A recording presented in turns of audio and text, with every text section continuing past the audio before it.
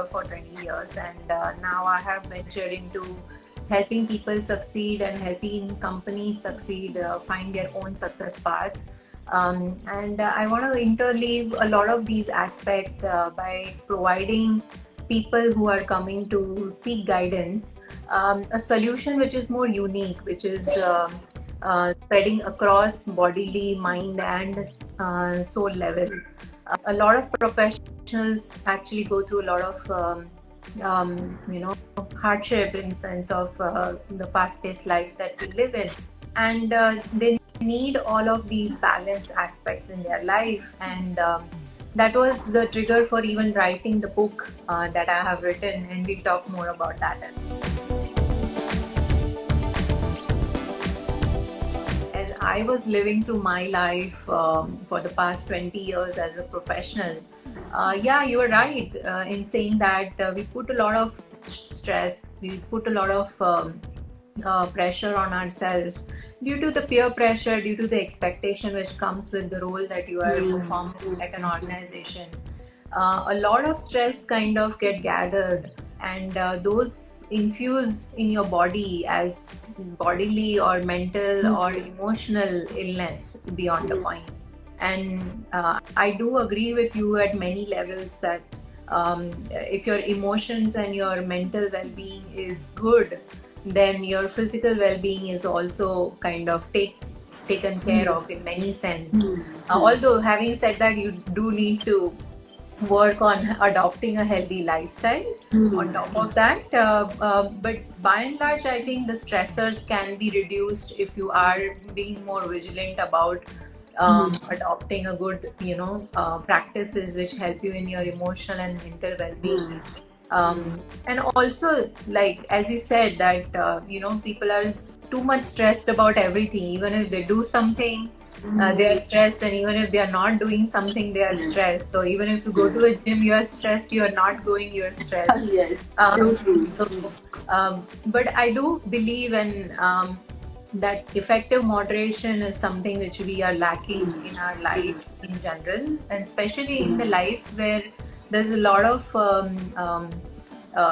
fast pace induced in a lot of cities, big cities where the businesses are flourishing and all. I think those put inherent pressure on a lot of our surroundings, that there's no other way but to keep up with everything which is happening around the world. And if we need to kind of start with this place of acknowledging that your emotions are at the core of your mental well-being, and it can help not just you but your surrounding as well, right? You live with people, those actually go out and communalize or have friends around society or the community that they engage in. I think the effects of wellness of one person mentally can multiply as the diverse effect of also can multiply, but the good effects can also multiply in the society at a very large level. My book is on achieving personal transformation and going from there to achieving the professional success. Now, my book also talks about, it's a non-fiction memoir. I have taken my life experiences from the professional world and interleaved those stories in the book to let the readers live their dream and achieve their dream in 3 stages if they want to really work at it and achieve what do you call a true transformation in their personal life as well as in their professional life. So my book actually talks about 3 stages, which are like being the reality, living the dream, and being the dream. So in all the 3 stages, actually I go through, if you want to live the reality, which is the basic essence of our human life, what all disciplines that we want to adopt and we need to master.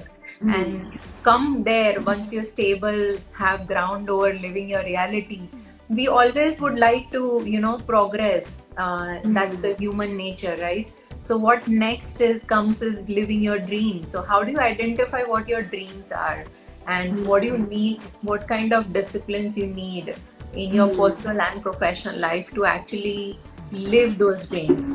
But once you actually do both of that together reasonably well, how do you scale from there and achieve a success where you find meaningful success, not just success? And that's where I cover a section part of the book where I call it being the dream. And what do you want to actually need to be the dream um, is core of your personal transformation and personal growth. So all of these disciplines actually are not just, as you said rightly, that talking about a concept is very good because it gives you knowledge and information. But if that knowledge and information is static and they are not implemented in your daily life, it's kind of useless. So to make it useful, I've also included in every discipline, every chapter, some practice exercises for every kind of individual or major roles that you see in corporate world, like managers, leaders, mid-level managers, team members, organization roles where policy making is very, very important. So collectively, if you want to really make a change in the, let's say, a work culture, or in the way people are actually assessing your personal success and professional success, it's not just one part that one person needs to do the work, but all of the ecosystem needs to collectively do their individual work. And that's where the practices are not just surrounding and talking about personal growth, that is the key, but also that how other people need to come together to actually talk about and do their bit as well. Because if you talk about, say, emotional well-being, I talk that as well in my book. Emotional well-being can be started with your own practice, as your own practice. But when you step out of your zone, you are as a human going out in the community and engaging with a lot of people. What matters is how do you maintain those relationships? How do you collaborate with people? And that's where I think the test of your real emotional well-being comes about, right? So how does that whole ecosystem can work together? Not just you are doing your bit, but if you are put in an environment which is not right, which is not conducive rather, then how would you actually sustain in that kind of environment? So from sustenance to thriving, to achieve thriving results, you need even environment such that you can actually be part of it slowly and gradually. So a lot of these topics are also covered in my book, and I'm happy that if people really would find it useful, even 10% of what the book actually talks about, and find time to imbibe that and lay out their priorities, right? Because a lot of these personal and professional life that we have largely, what we lack is the balance. Sometimes you're doing well with your professional lives at the expense of letting go of your personal aspirations and the otherwise. So how do you, is there a model or a framework which actually makes you learn that, hey, these can be balanced based on your priorities, based on the circumstances, based on your context? So because let's say for what is true for Dr. Uma might not be true for Tejal, right? Yes, exactly. Yeah. So how do you take a model which actually helps you identify your own dreams, your priorities, and still get that relative balance and effective moderation in both the lives? And that, I think, is the definition of meaningful success beyond a point. And people can find a lot of tips from every chapter to even work in their daily life, like, right, you want something to be infused in your daily life. So they can find a lot of these guidance which are micro level, and they can actually use a lot of resources that I've mentioned in the book also, to not just do it by themselves but take help of, let's say, technology, Yes. the apps available, what are those and how are those resources can be used, so that their process becomes easier. Not that they need to be a slave of technology, but the idea is that how technology can be used to actually even, Useful. Yes. yeah, to help them find meaningful success.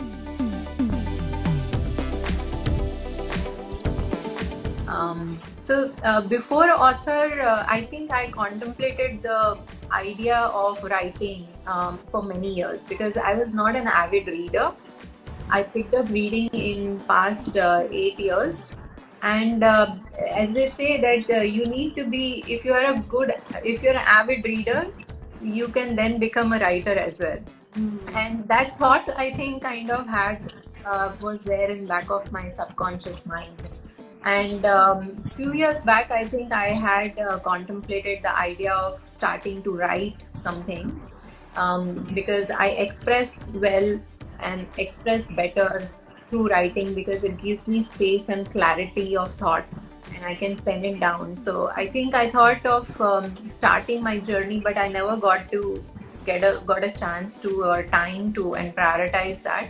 I think the idea evolved from say past 6 months of about the book, but it stayed in the domain of helping professionals like myself who've gone through a certain journey, and giving them tools where they don't find right mentors, they don't have time to spend seeking guidance from mentor and coaches. Then how do they actually help themselves, right? And there are horde of self-help books, so I had learned from a lot, and I thought that there has to be a culmination of all of that and make it more relevant to people. What is the bare minimum required? And that's the thought with which I thought, okay, I'll write the book. So life before being an author was a little bit more calmer, I would say. Now I think I have a lot of responsibility as an author to even let the message reach to the masses, right? So I'm looking forward to that. I'm enjoying that process. Life after being an author is more of that people see you as an expert as well. It gives you a set of credibility as well, and they take your word for it as well, and they want to read your mind, basically your thoughts, your perspective. And for me, what matters the most is not that people are actually looking forward to read what my perspectives are, but for me, it gives me immense joy that one person can even get real benefit of what I've written in the book and apply in their life. I think it can transform their life to a greater degree. So all I believe is that you need one model. Whether the model is good or bad, that's a separate story. But if you stick to that one model, if it's a positive model, then that model can work for your life and can transform Yes. your life. So you Yes. don't need to go to 100 places, and that was the intention for me to put this out. Also, as an author, I really am contemplating writing another book, which is on mental and emotional well-being, Okay. and in the health and nutrition space. So I intend to do that by say early next year, based on my schedule so far. But life, I think, after being an author is quite rewarding in some sense that you're actually helping people do the deep work, not just Right. hearsay work, right? Yes. And through your book or through the wisdom universe has given to you, and it's your responsibility now to channel it forward because it has helped you.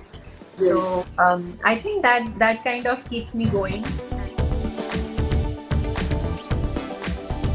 I'm already working with a lot of professionals. I do one-on-one coaching more, and for their career progression, and I also work with some of the clients for their emotional well-being because I'm a trained psychotherapist.